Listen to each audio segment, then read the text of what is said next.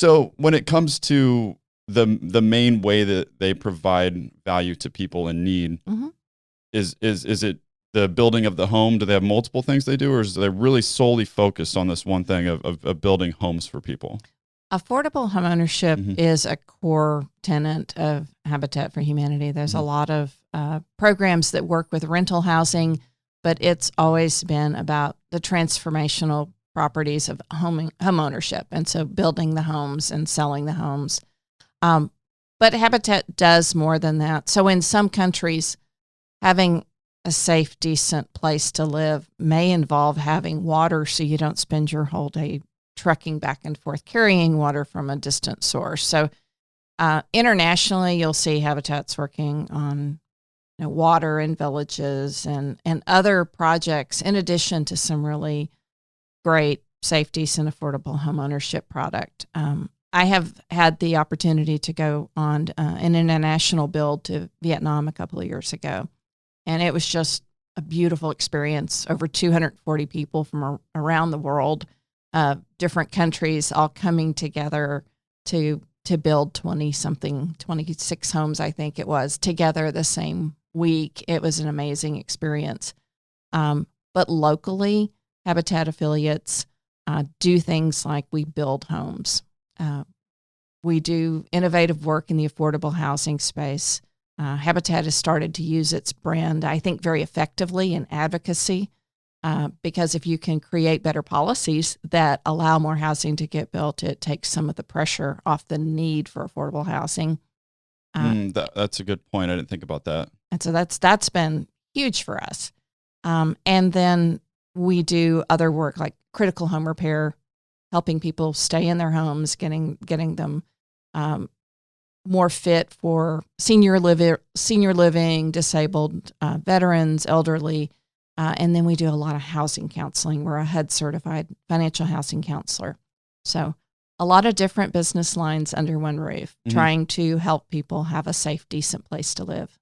Okay. So when you mention policies, are we talking policies like Affordable Housing Act or something like that? And I don't know much of. I've heard the term, and I've heard it in Austin. That's an Austin thing, right? It's across the country. Oh, it's across the country. It definitely is. But we do have a critical housing shortage in Austin, and especially affordable housing shortage.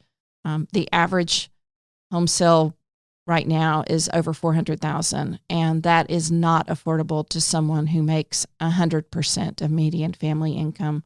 So if you make the median income, you can't afford the median home price in town. And so there's just a whole lot of people in Austin, from working poor all the way up into families that would normally qualify and be able to purchase housing in a lot of communities that struggle to find something they can afford in Austin. What kind of policies and solutions are you seeing being discussed we've talked about this problem on the podcast before about the skyrocketing price of real estate, and we're like, well, what is it? Is it because, people want to live here, some salaries are increasing because of tech in this city, all these things. It's all things that are like, no one's doing anything on purpose. It's just kind of, this is happening. So, we've sat there and we're like, I don't really know what you do about that. So yeah, it's a tough dilemma because there are so many things that influence it. And you can get 10 experts in affordable housing, and they're going to give you 10 reasons why we have this problem today. But some of the fundamentals are land prices are increasing, and real estate prices are increasing faster than incomes are increasing, especially faster than incomes of working class folks. We have you hear that term a lot. We have a very bifurcated economy. We have some people who just keep doing better and better and better, and then others who just, are barely getting by, but the costs are rising a lot faster than their incomes are rising. So there's more and more strain on more and more households. It causes them to move further out. But then you take that a step further in Austin. Love this community, but we have some pretty restrictive housing policies, and it's great when you want, homes that are safe and decent. You want them to be environmentally friendly. You want to have streets that are of a certain width. But every single decision you make, no matter how good it is, has a cost. And you start just layering all these costs onto the base price of a house. And you can go down the street or to another community where the pipes don't have to be as big in the street. The street doesn't have to be as wide. You don't have to protect as many trees. You can just come up with a million things that we've added on, and every one of those has a cost. Mm-hmm. And so while a lot of people may be able to afford to absorb that into the cost of their homes, those at the bottom levels, it begins to cut them out. In addition, you've got a super successful economy. You've got lots of people moving here, and you've got very restrictive housing policies that are really preventing more housing from getting built, especially inner city. And so you artificially restrict the price or the quantity of housing, make it hard for people to build, so they have to build further and further out. People that want to live closer to work, want to live closer to the city core, start buying out the less expensive housing, to even tearing it down and building something else there, and it just increases gentrification. And so the underlying that we're doing well is an economy. That's a great thing. But the pressure on housing forces more and more of the housing at the lowest levels to disappear. And when it disappears forever. Yeah, it doesn't come Once back. that house that was originally sold to someone for $100,000 sells into the marketplace at $400,000, it never becomes affordable again. Mm-hmm. And so that's where Habitat for Humanity is bringing solution sets to the table. But it's a complicated problem. What are some of the specific challenges you're seeing in Austin? I know one of them must be the rising price of land and it continuously being more difficult to subsidize homes here. Yeah, that's true. Finding land that we can afford.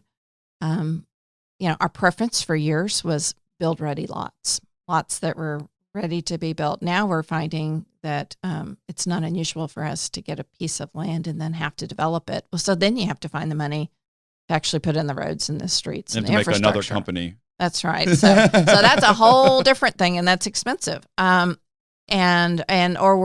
trying to move into inner city land and build more housing on less land. So going up, that has its own construction challenges. It has its own.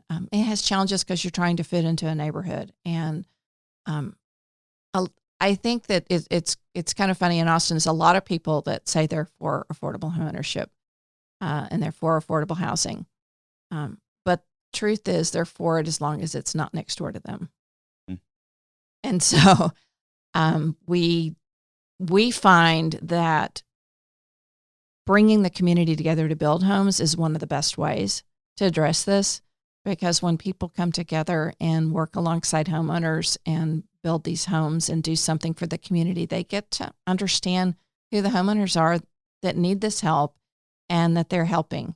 And that just really breaks down a lot of that misunderstanding. And, they realize that this hardworking young lady is a teacher in the local school, or this mother that has 2 children and is working at Dell Medical Center is, this is a lifeline for her. She's not going to be moving from one apartment to the other with constantly rising rents. Her children are going to be able to put down roots, and it has impact not just on the family today, but into the future, because now they've got stability.